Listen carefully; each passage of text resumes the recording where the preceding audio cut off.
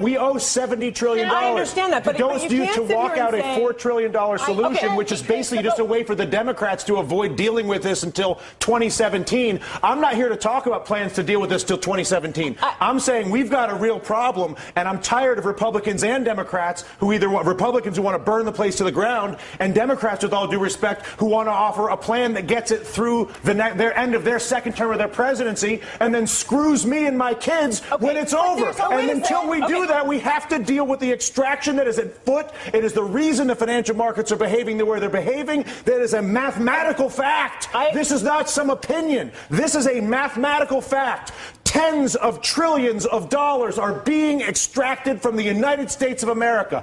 Democrats aren't doing it. Republicans are not doing it. An entire integrated system, financial system, trading system, taxing system that was created by both parties over a period of 2 decades is at work on our entire country right now. And we're sitting here arguing about whether we should do the $4 trillion plan that kicks the can down the road for the president for 2017 or burn the place to the ground, both of which are reckless, irresponsible, and stupid.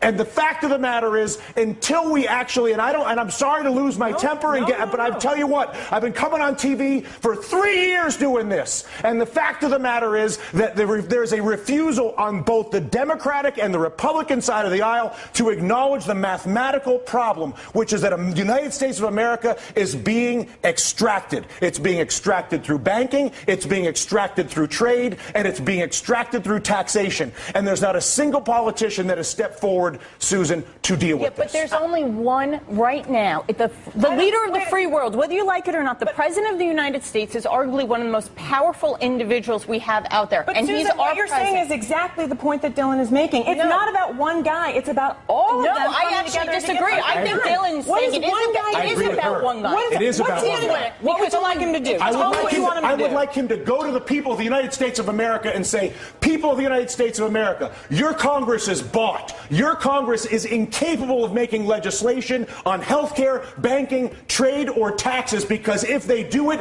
they will lose their political funding, and they won't do it. But I'm the President of the United States, and I won't have a country that is run by a bought Congress. So I'm not going to work with a bought Congress and try to be Mr. Big Guy. I'm working with the bought Congress. I'm going to abandon the bought Congress like Teddy Roosevelt did, and I'm going to go to the people of the United States, and I'm going to say, you've got a bought Congress. And until we get rid of the bought Congress, which is Jimmy Williams' constant point, which is get the money out of politics, and until a president says that's the problem and says he's going to fix it, there is no policy that I can possibly see, no matter how brilliant your idea may be, or your idea, or my idea, or her idea, or your idea at home, is that idea will not happen as long as there's the capacity to basically fire a politician who disagrees with me by taking funding away from him. Is that a fair assessment? Money in politics is the root of all political evil. It is corruption at its worst.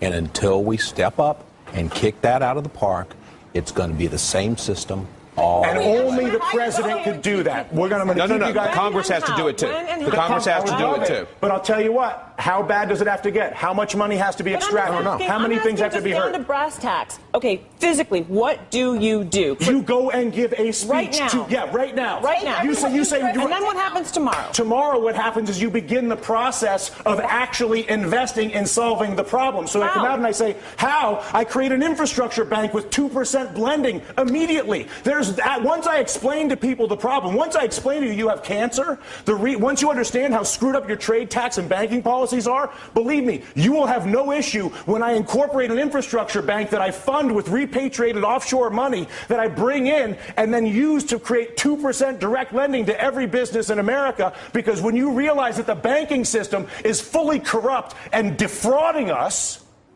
and I come out and say that, which is what I want my president to do, that at that exact moment I say, you know what, we got a screwed up situation here, people. You all know it, and now what? I'm going to admit it.